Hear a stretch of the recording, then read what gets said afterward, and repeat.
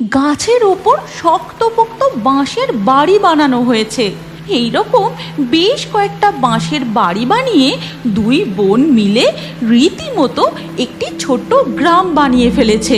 স্বর্ণজলপরী জাদু করে আকাশে ঘন কালো মেঘের সৃষ্টি করে। এদিকে দেখা যায় নদীর বাঁধ ভেঙে গ্রামে জল ঢুকে গোটা গ্রাম একেবারে বন্যায় ভেসে গেছে।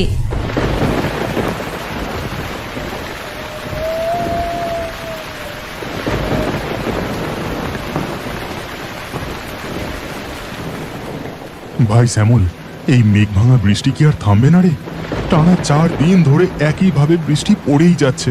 এমন ভয়ানক বৃষ্টি এর আগে কখনো যে এই গ্রামে দেখিনি। এবার তো আমারও ভয় করছে রে।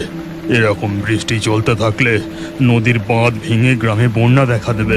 চল আমরা এবার নদীর পাড়টা দেখে আসি। এই কথা বলে রবিন আর শ্যামল নদীর পাড়ে যায়। সেখানে গিয়ে নদীর তাণ্ডব দেখে তারা ভয় পেয়ে যায়।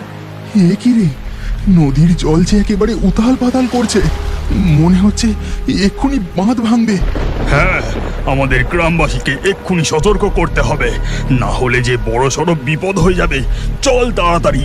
এই কথা বলে তারা দৌড়তে দৌড়তে গ্রামের দিকে যায় আর গ্রামের বটতলায় গিয়ে চিৎকার করে সবাইকে ডাকতে থাকে। শোনো শোনো, কে কোথায় আছো গো? তাড়াতাড়ি বেরিয়ে এসো। আমাদের এক্ষুনি এই গ্রাম ছেড়ে পালিয়ে যেতে হবে, না হলে নদীর বাঁধ ভেঙে গ্রামে বন্যা দেখা দেবে। তখন অনেক বড় বিপদ হয়ে যাবে। তাদের ডাকাডাকিতে গ্রামের লোকজন বটতলায় বেরিয়ে আসে আর সব শুনে মালতী বলে, কি বলছো গো শ্যামল ঠাকুরপো? এই ভয়ানক বৃষ্টিতে আমরা ছেলে পুলে গরু বাছুর নিয়ে কোথায় যাব? হায় হায়, এ আমাদের গ্রামের উপর কার অভিশাপ লাগলো? বাপের কালে তো এমন বৃষ্টি কখনো দেখিনি। ঠিক তখনই সেখানে আসে সন্ধ্যা আর তমালি। এরা হচ্ছে দুই বোন, যেমন সুন্দরী তেমনই বুদ্ধিমতী। গ্রামের এই ভয়ঙ্কর পরিস্থিতিতে তারা গ্রামের লোকেদের বলে, তোমাদের কোথাও যেতে হবে না এই গ্রাম ছেড়ে, তোমরা শুধু আমাদের সাথে এসো। কেন রে, তোরা আবার আমাদের কোথায় নিয়ে যাবি? তোদের বাড়ি তো এই গ্রামের সব থেকে নিচু জায়গায়। গ্রামে বন্যা এলে তোদের বাড়ি তো আগে ডুববে। তোমরা এসোই না আমাদের সাথে, কথা দিচ্ছি তোমাদের কোনো ক্ষতি হবে না। এরপর সন্ধ্যা আর তমালির পিছু পিছু গ্রামবাসীরা গ্রামের পাশে জঙ্গলের দিকে যায়। আর সেখানে গিয়ে তারা যা দেখে তাতে তারা অবাক হয়ে যায়। তারা দেখে গাছের ওপর শক্তপোক্ত বাঁশের বাড়ি বানানো হয়েছে। এইরকম বেশ কয়েকটা বাঁশের বাড়ি বানিয়ে দুই বোন মিলে রীতিমতো একটি ছোট্ট গ্রাম বানিয়ে ফেলেছে। আর একটি গাছবাড়ি থেকে অপর গাছবাড়িতে যাওয়ার জন্য তারা দড়ি আর গাছের ডালপালা দিয়ে সেতুও বানিয়েছে। ও বাবা, এই দুই মেয়ে মিলে তো একেবারে গাছের উপর একটা আস্ত গ্রাম বানিয়ে ফেলেছে। সুভাষ, তোর দুই মেয়ে তো খুব বুদ্ধিমতী রে। আগত বন্যার কথা ভেবে কেমন গ্রামের মানুষকে রক্ষা করার ব্যবস্থা করেছে। এরপর সন্ধ্যা আর তমালি মই বেয়ে গাছবাড়ির উপরে উঠে যায় আর বলে, এবার তোমরা আস্তে আস্তে এই মই বেয়ে উপরে উঠে এসো। এরপর গ্রামের লোকজন একে একে ওই গাছ বাড়ির উপরে উঠে আসে আর সবাই নিজেদের নিজেদের জায়গায় বসে পড়ে। আর কোনো চিন্তা নেই, এখন তোমরা সবাই নিরাপদ।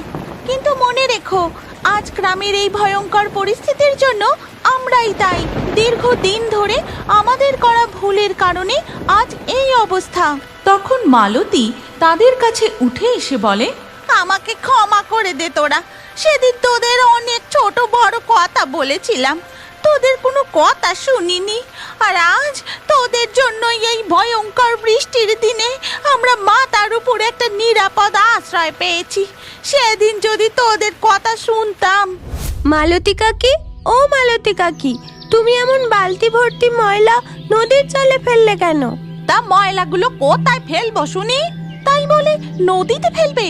দেখতে পাচ্ছ না এতে নদীর জল দূষিত হচ্ছে। আমাদের গ্রামের একমাত্র ভরসা এই নদী। গ্রামের সব লোক এই নদীর জল ব্যবহার করে। বুঝতে পারছো না এতে যে আমাদেরই ক্ষতি হচ্ছে?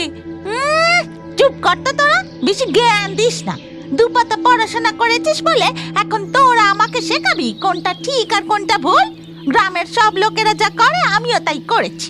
এখন সর দিকিনি, আমার অনেক কাজ আছে। এই কথা বলে মালতী সেখান থেকে চলে যায়। আর এই সব ঘটনা নদী থেকে দেখে এক স্বর্ণ জলপরী। সব কিছু দেখে সে আবার নদীতে ডুব দেয়।